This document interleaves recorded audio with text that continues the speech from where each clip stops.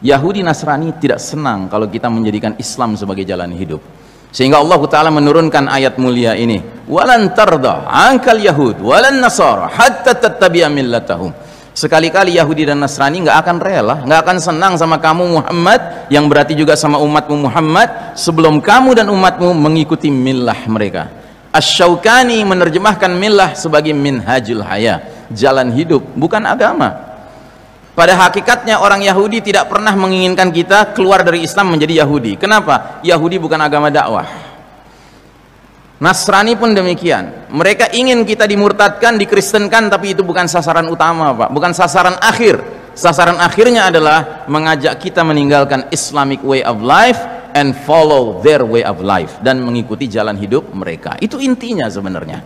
Maka Allah tegaskan, kul inna hudallahi huwal huda. Katakanlah, hanya petunjuk Allah itulah petunjuk yang sebenarnya, bukan petunjuk barat, bukan petunjuk Yahudi Nasrani. Makanya Allah sampai mengeluarkan ultimatum, dan jika kamu Muhammad dan umatmu Muhammad masih saja mengikuti keinginan Yahudi Nasrani setelah nyata benar ilmu yang sampai kepada kamu dan umatmu, tidak akan ada perlindungan dan pertolongan dari Allah Ta'ala. Jadi kita tidak perlu bertanya lagi kenapa dunia Islam hari ini seperti nggak ditolong dan dilindungi Allah Ta'ala. Jawabannya ada pada kita sendiri, Pak. Seberapa jauh kita mau berpegang teguh, wala, loyal kepada petunjuk Allah semata, dan meninggalkan, bara, berlepas diri dari jalan hidup kaum Yahudi Nasrani. Mau sampai kapan, Pak, kita terus menerus menipu diri sendiri dengan menganggap bahwa sistem yang dibangun Yahudi Nasrani ini akan membawa kebaikan kepada Islam dan umat Islam? Mustahil. Allah sudah bilang maunya mereka bukan itu, maunya mereka kita meninggalkan cara jalan hidup kita gitu. Nah, jadi saudaraku rahimakumullah, cukuplah sekian triliun pakai kerdus, sakit hati, ya kan? Cukuplah mestinya, ya kan? Taubatlah, ya. Enough is enough. Mari kita kembali hanya kepada jalan Allah Ta'ala, dan tidak pakai embel-embel ini itu, Pak, enggak, ya. Murni kembali pada Quran dan sunnah, ya. Nah, jadi saudaraku rahimakumullah, Allah sampai menyatakan apa saja nikmat yang kalian rasakan hakikatnya datang dari Allah, tapi bencana yang menimpa kalian hakikatnya dari diri kalian sendiri. Kita bilang dalam sholat kita, ghairil maghdubi alaihim waladdallin, jangan masukkan kami ke dalam golongan yang kau murkai yaitu Yahudi, dan jangan masukkan kami dalam golongan yang kau sesatkan yaitu Nasrani. Tapi di luar sholat ngekor sama Yahudi Nasrani, ideologi cocok sama ideologi mereka, pisahkan negara dengan agama, sekularisme. Politik ngambil kaidah politik mereka, kedaulatan di tangan selain Allah. Sejak kapan umat Islam beranggapan selain Allah berdaulat di muka bumi ini? Tidak ada yang berdaulat kecuali Allah Ta'ala. Di bidang ekonomi ngekor sama mereka dengan menyatakan bahwa riba dengan jual beli cincai lah, beda tipis. Di bidang hukum juga begitu, kelakuannya kayak barat aja, nganggap hukum yang datang dari langit sudah out of date, sudah ketinggalan zaman. Kita ini orang-orang cerdas, bisa merumuskan hukum yang paling cocok untuk masyarakat modern. Na'udzubillahi min dzalik. Nah, jadi saudaraku rahimakumullah, yang lebih mengerikan lagi, selanjutnya kaum kafir barat ini, Yahudi Nasrani ini, merancang, mengokohkan sebuah sistem kafir syirik yang mereka kasih nama Novus Ordo Seclorum. Di mana nama ini kita temukan? Di lembaran kertas yang hegemonik hari ini, yaitu kertas dolar Amerika Serikat, khususnya pecahan $1 Amerika Serikat. Di pecahan yang lain nggak ada, yaitu lingkaran yang di bawahnya ditulis The Great Seal, materai yang mulia. Lingkaran ini ada gambaran apa di dalamnya? Ada gambar piramida terpotong bagian atasnya. Lalu di atas piramida itu diletakkan secara mengambang, tidak ditempelkan, padahal ukurannya cocok segitiga itu untuk nempel jadi pucuk piramida itu, tapi sengaja dibikin ngambang. Di dalam segitiga itu ada mata tunggalnya, di sekelilingnya dikasih garis-garis, seolah-olah menggambarkan mata itu adalah sumber cahaya, sumber petunjuk, sumber bimbingan, sumber arahan. Terus mereka tulis di bawah proyek mereka ini kalimat Novus Ordo Seclorum. Ini bahasa Latin, Pak. Apa artinya? Novus artinya new, baru, ordo artinya order, tatanan, seclorum artinya sekuler, artinya world, dunia. Jadi new world order, tatanan dunia baru. Sebuah tatanan yang semua manusia yang mereka pimpin ingin mereka masukkan ke dalam tempat yang namanya piramida ini, Pak. Jadi semua dibentuk jadi seragam cara pandangnya, yang mengerucut kepada si mata tunggal. Yang bagi kita umat Islam mata tunggal siapa, Pak? Dajjal, ya. Dan mereka tulis lagi di atasnya Anuit Quiptis. Apa artinya? He has favored our undertakings. Dia, si mata sebelah ini, telah merestui upaya-upaya kami. Upaya apa? Upaya membangun sebuah tatanan dunia modern yang baru, yang seluruh aspek hidupnya, ipol, exos, but, mil, penkum, sebut sajalah apapun namanya, itu semuanya nilai-nilainya sejalan dengan nilai-nilai kekufuran Dajjal. Maka kita mengatakan bahwa sistem ini sejatinya merupakan dipersiapkan untuk menggelar karpet merah menyambut hadirnya juru selamat mereka, yaitu Dajjal. Yahudi itu menganggap Dajjal itu juru selamat mereka, Pak. Ya, kenapa? Inilah keunikan bahasa Arab. Al-Masih itu artinya juru selamat, tetapi Al-Masih dalam bahasa Arab juga artinya pembohong, pendusta. Jadi orang-orang Yahudi karena sudah dimurkai sama Allah, al-maghdubi alaihim, akhirnya hati mereka jadi terbalik, Pak. Yang hak dibilang batil, yang batil dibilang hak. Jadi yang mereka nantikan itu sang pembohong akan mereka perlakukan sebagai sang juru selamat, Dajjal. Sementara kita orang-orang beriman, kita sadar Al-Masih yang nanti turun adalah Isa alaihi salam. Dialah juru selamat. Dialah yang nanti mengajak orang-orang kafir, orang ahli kitab bertaubat mengikuti agama Nabi akhir zaman, Nabi Muhammad SAW. Ada hadis mengatakan bahwa Isa alaihi salam nanti turun di akhir zaman, ya, mengikuti millah Muhammad sallallahu alaihi wasallam. Ya. Nah, jadi mereka justru menganggap Isa alaihi salam nanti sebagai sang pembohong. Jadi udah rusak mereka, Pak. Makanya mereka sekarang menyambut dengan membangun sistem ini, Pak.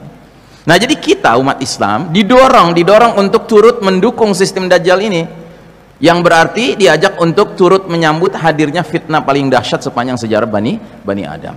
Nauzubillahi min dzalik. Nah, karenanya kita mengatakan bahwa sistem kafir syirik dunia modern sekarang ini hakikatnya adalah sistem Dajjal. Nah, jadi saudaraku rahimakumullah, Nabi sampai menggambarkan situasi kita seperti dalam hadis ini. Kalian berada dalam era penuh fitnah seperti malam yang gelap gulita, dan ancamannya bagi umat Islam sangat mengerikan. Pagi beriman, sore kafir. Sore beriman, pagi kafir. Kenapa itu terjadi? Karena rela menjual agama demi mengejar kenikmatan dunia. Karenanya kita katakan bahwa sedemikian masif dan destruktifnya badai fitnah yang ada, sehingga ancaman bagi umat Islam bukan hanya terjerumus ke dalam dosa-dosa kecil, Pak. Bukan pula dosa besar, tetapi dosa nawaqidul iman, pembatal keimanan. Ini yang paling mengkhawatirkan. Ini puncak kegelapan dari babak keempat ini, Pak. Bermunculannya muslim-muslim yang sadar tidak sadar terlibat dalam dosa yang kategorinya membatalkan keimanan. Dan salah satunya yang sangat populer hari ini adalah dosa al-istihza'u bid-din, mengolok-olok agama. Terang-terangan mereka mengolok-olok agama. Yang terang-terangan lah bilang bahwasanya itu orang-orang aneh, ya kan, belum pernah mengalami, bilang nanti ada kehidupan lain sesudah dunia ini. Nauzubillahi min dzalik. Ini mengolok-olok agama, Pak. Dua pemuda muslim di atas balkon entah di mana malam hari, ya kan, ketawa-ketawa bilang malam ini kita mau masak daging babi, tapi supaya nggak terlalu najis, ya kan, kita siram dengan sari korma dan air minyak zaitun. Ketawa mereka. Anda pikir ini main-main, Pak? Ini serius, Pak. Timbangannya di sisi Allah bukan hal sederhana. Ini hal serius, hal membatalkan iman. Kalau ada di antara Anda punya akses kepada dua anak muda itu, ajak mereka bertaubat sebelum kematian menjemput mereka. Kenapa? Karena sejak mereka bikin video itu, kalau mereka tidak taubat, semua amal kebaikan mereka nggak ada nilainya di sisi Allah Ta'ala sebelum mereka bertaubat, ya. Nah, jadi saudaraku rahimakumullah, dan nawaqidul iman bukan hanya itu, masih ada yang lain-lainnya, ya. Nah, sistem Dajjal telah menjelma menjadi peradaban penuh dosa, bahkan menghasilkan umat Islam yang murtad dari dinnya, karena kehidupan tidak lagi diarahkan untuk meraih ridho Allah, melainkan menuju penyambutan ridho Rabb palsu, yaitu Dajjal. Sehingga Nabi dalam hadis yang lain menggambarkan situasi kita hari ini sebagai berikut. Hampir-hampir bangsa-bangsa memperebutkan kalian umat Islam seperti memperebutkan makanan di mangkok. Seseorang langsung bertanya, apa karena kita minoritas sedikit jumlahnya? Kata Nabi, tidak, kalian jumlahnya banyak sekali. Walakinnakum ghutha'un ka ghutha'is sail. Cuma sayang kalian ketika itu seperti buih yang mengapung di atas air. Buih itu ciri khasnya ringan, Pak. Itulah perbedaan kita dengan generasi terbaik dahulu kala, para sahabat radhiyallahu anhum ajmain. Mereka bobotnya berat, Pak. Bobot akidah, bobot akhlak, bobot ukhuwah, bobot ibadah, bobot muamalah, bobot infak, sodakohnya, bobot dakwahnya, jihadnya berat, Pak. Nah, kita ringan, Pak. Dan kata Nabi, kalau sudah seperti itu kondisi umat ini, sekalipun banyak tapi ringan, Allah cabut rasa takut musuh kepada kalian. Dia bikinlah skenario penusukan tanpa darah. Ajib, ada penusukan tanpa darah, Pak. Nanti lihat aja, pasti umat Islam yang jadi sasaran. Yang dibilang pelakunya pasti umat Islam, kaitannya dengan Islam. Gitu. Nggak ada takutnya, Pak, mereka dengan kita hari ini. Kenapa nggak ada takutnya? Karena kita nggak pantas ditakuti. Apa yang pantas ditakuti dari orang yang dalam sholatnya bilang ghairil maghdubi alaihim waladdallin, di luar sholat kelakuannya kayak Yahudi Nasrani? Apa yang patut ditakuti dari orang seperti ini? Yang antara ucapan dengan perbuatannya nggak ada sinkronisasi. Nah, jadi saudaraku rahimakumullah, lebih parah lagi kata Nabi SAW, dan Allah menanamkan penyakit al-wahan di dalam hati kalian. Sahabat bertanya, wa mal wahan ya Rasulullah? Apa itu penyakit al-wahan? Kata Nabi, hubbud dunya wa karahiyatil maut. Cinta dunia dan takut menghadapi kematian. Cinta dunia, takut menghadapi kematian pantasnya menjadi cirinya orang apa, Pak? Orang kafir. Orang kafir itu cinta dunianya luar biasa, Pak. Orang kafir takut matinya luar biasa. Kenapa? Karena mereka menganggap dunia is everything. Dunia itu segala-galanya. Kalau kita orang beriman seperti orang kafir juga kaedahnya, apa bedanya kita dengan mereka? Iya kan? Maka coba lihat pendahulu-pendahulu kita, para sahabat radhiyallahu anhum ajmain, di dalam hati mereka yang ada bukan hubbud dunia, hubbul akhirah, hubbullah, hubbul jannah, itu yang mereka cintai. Hubbus syahadah, cinta mati syahid, itu yang ada dalam hati mereka. Seorang Abu Bakar As-Siddiq di bidang akidah, akhlak, ukhuwah, infak, sedekah, dakwah, jihad, ibadah luar biasa, saudagar kaya raya pula gitu. Tapi prinsip hidup dia apa? Prinsip hidup Abu Bakar Siddiq, ij'alid dunya fi aidikum wa la taj'alid dunya fi qulubikum. Jadikan dunia sebatas dalam genggaman tanganmu, jangan sampai masuk ke dalam hatimu. Jadi di dalam hatinya Abu Bakar dan para sahabat lainnya pada umumnya yang ada bukan dunia, al-akhirah ya. Kenapa? Karena dunia bukan tempat terakhir hidup kita. Bahkan dunia ini tempat kita mati, Pak. Nah, itu juga alasan kedua kenapa harus takut mati. Orang beriman mustahil takut mati. Kenapa? Allah sudah bilang dalam Al-Quran, kullu nafsin dha'iqatul maut. Tiap-tiap yang berjiwa pasti merasakan kematian. Kita ini bukan takut matinya, Pak, tapi takut mati yang salah. Itu yang kita takut. Dan kita sibuk berupaya bagaimana caranya mendapatkan mati yang baik, husnul khatimah. Bahkan ada di antara sebagian umat Islam ini, orang-orang beriman ini, yang tidak sekedar mau husnul khatimah standar umum, Pak, maunya mati syahid. Kenapa?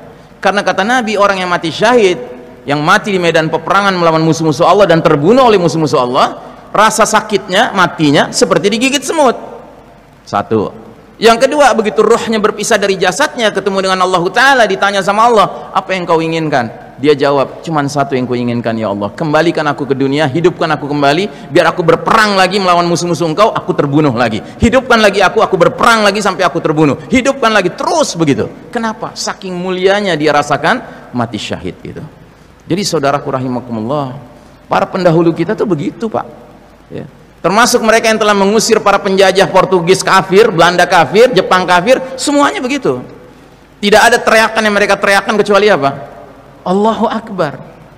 Dengan niat apa? Bukan penjajahnya saja terusir, tapi semua sistemnya terusir. Tapi kan kita khianat, Pak. Penjajahnya sudah terusir, hukum kafirnya diawetkan di negeri ini ya. Ini kan pengkhianatan. Memangnya Anda pikir di Ponorogo Imam Bonjol dulu tinggal di mana? Di kesultanan-kesultanan Islam. Hukum Allah berlaku ketika itu, Pak. Kan itu zaman khilafah. Nah, jadi saudaraku rahimakumullah, nah inilah babak di mana umat Islam mengalami fitnah-fitnah, ujian-ujian yang kian hari kian memuncak sampai keluarnya puncak fitnah alias fitnah paling dahsyat, yaitu fitnah Dajjal. Nabi bersabda, sungguh semenjak Allah menciptakan anak cucu Adam, tidak ada fitnah yang lebih dahsyat dari fitnah Ad-Dajjal. Dalam hadis yang lain lagi Nabi bersabda, sungguh fitnah sebagian kalian lebih kutakuti dari fitnahnya Dajjal, dan tidaklah seseorang yang selamat dari rangkaian fitnah tersebut melainkan dia pasti selamat menghadapi fitnah selanjutnya atau berikutnya. Dan tidak ada fitnah yang dibuat sejak dunia ini ada, baik kecil maupun besar, kecuali untuk menjemput kedatangan fitnah Dajjal. Apa maksud hadis ini? Maksud hadis ini, perjalanan umat manusia dari awal sampai akhir, Pak, itu fitnah akan makin berat, Pak, sampai si Dajjal keluar. Dajjal itu puncaknya fitnah, Pak. Dan kita sekarang hidup di era yang kata para pengamat akhir zaman, Dajjal tampaknya sudah di pengkolan jalan, Pak. Itu puncaknya fitnah. Kita hidup di era menjelang puncaknya fitnah. Saya tidak bermaksud menakut-nakuti, Pak. Kalau Anda merasakan fitnah sekarang banyak dan dahsyat, besok lebih berat, Pak. Lusa lebih berat. Akan terus begitu. Get ready. This will be a tough ride. Ya. Siap-siap. Ini perjalanan kita makin berat, Pak. Bukan makin ringan. Ya. Nah, namun demikian, ada satu hal yang lebih mengkhawatirkan lagi. Sekalipun oknum Dajjal belum keluar, namun umat Islam di dalam sistem kafir syirik dunia modern dewasa ini harus menghadapi fitnah yang kata Nabi Muhammad SAW lebih beliau takuti dari fitnah Dajjal menimpa umat ini. Ini disebutkan oleh sahabat Abu Dzar Al-Ghifari radhiyallahu an. Dia dengar langsung dari Nabi. Kata beliau, suatu ketika aku bergandengan tangan jalan bersama Rasul menuju rumah beliau. Rasul mau pulang. Tiba-tiba kata Nabi, ghairud dajjalu akhwafu ala ummati minad dajjal. Sungguh selain Dajjal ada yang lebih kutakuti atas umatku. Kagetlah Abu Dzar mendengar ini, karena Abu Dzar tahu hadis tadi bahwasanya Dajjal fitnah yang paling dahsyat. Tahu-tahu Nabi bilang begini. Sehingga langsung Abu Dzar bertanya, ya Rasulullah, apa itu fitnah yang lebih engkau takuti menimpa umatmu selain Dajjal? Kata Nabi, al-a'immatu al-mudillin, para imam yang menyesatkan. Para ulama kita membahas tentang al-a'imma al-mudillin ini, kesimpulan mereka ada dua maknanya. Makna pertama, para penguasa yang tidak memimpin dengan petunjuk Allah dan petunjuk Rasul, itu satu. Yang kedua, ulama su, ulama-ulama yang buruk, Pak. Ulama su siapa? Ulama yang lawannya ulama khair. Ulama khair itu ulama yang baik, Pak. Ciri ulama yang baik itu apa? Dua, takutnya hanya kepada Allah dan antara ilmu dan amalnya klop. Kalau ulama su justru sebaliknya, takutnya kepada selain Allah. Dan biasanya kepada siapa dia takutnya? Pada nomor satu, Pak, para penguasa yang tidak memimpin dengan ketentuan Allah dan Rasulnya. Dan yang kedua, antara ilmu dan amal mereka berseberangan jalan, nggak ketemu gitu. Pertanyaan saya, di zaman kita sekarang ini, makna yang mana yang hadir? Nomor satu apa nomor dua? Apa? Paket hemat, Pak. Dua-duanya hadir gitu. Bayangkan ya. Makanya kacau, Pak, dunia sekarang. Yang punya otoritas sosial politik dengan yang punya otoritas keagamaan kerjasama, ya kan? Sehingga udah sezolim apapun si pemilik otoritas sosial politik ini, yang punya otoritas keagamaan mengatakan, jangan dikritik, khawarij kamu mengkritik gitu. Na'udzubillahi min dzalik ya. Nah, jadi saudaraku rahimakumullah, sampai Nabi mengatakan dalam sebuah hadis, sudah sampaikah kepada kalian sepeninggalku nanti akan muncul para pemimpin yang barang siapa memasuki mereka itu maksudnya mendekati mereka, sekitar mereka, mendukung mereka, ya kan? Kedua, membiarkan kedustaan mereka, dan ketiga, mendukung kezaliman mereka. Kata Nabi, tiga kesialan dia akan dapatkan. Yang pertama, lastu laisa minni, dia tidak termasuk golonganku, nggak diaku sama Nabi sebagai golongan Nabi Muhammad SAW. Yang kedua, walastu minhu, dan aku tidak termasuk golongan dia, artinya Nabi nggak mau dikait-kaitkan dengan dia. Dan yang ketiga, dia tidak akan mendatangi telagaku. Telaga Nabi itu adalah al-haud. Di hari berbangkit nanti Nabi berdiri di samping sebuah telaga, isinya air jernih, air bersih. Dia akan bagikan kepada setiap muslim yang datang kepada dia. Terus kemudian nanti akan ada muslim-muslim, Nabi lihat, ciri-cirinya berwudu nih, dipanggil sama Nabi, ini umatku gitu kan. Kata malaikat, sana menjauh, nggak boleh mendekat sama Nabi. Kenapa? Karena kata malaikat, engkau tidak tahu apa yang mereka kerjakan setelah engkau wafat. Rupanya kerja mereka adalah apa? Mendukung pemimpin yang sepatutnya nggak didukung. Karenanya Nabi terus mengatakan, adapun barang siapa yang tidak memasuki mereka, jadi nggak deket-deket sama mereka, jaga jarak, terus tidak membantu kezaliman mereka, tidak membenarkan kedustaan mereka, tiga fadilah mereka akan dapatkan. Pertama, fahuwa minni, diaku sama Nabi sebagai golongan umat Muhammad SAW. Wa ana minhu, dan aku bagian dari dia. Nabi mau diasosiasikan dengan muslim tersebut. Dan yang ketiga, dia akan mendatangi telagaku. Nah, jadi saudaraku rahimakumullah, fa'tabiru ya ulil absar, berfikirlah wahai saudara-saudaraku yang mempunyai akal, bahwa hakikat kepemimpinan bukan sekedar dia secara formal dia aku sebagai pemimpin, tidak, tapi dia memimpin dengan ketentuan Allah dan Rasulnya. Itu yang menjadi sebab kita mentaati dia. Tapi kalau dia tidak mengajak kita kepada Quran dan Sunnah, apa alasannya kita mengikuti dia?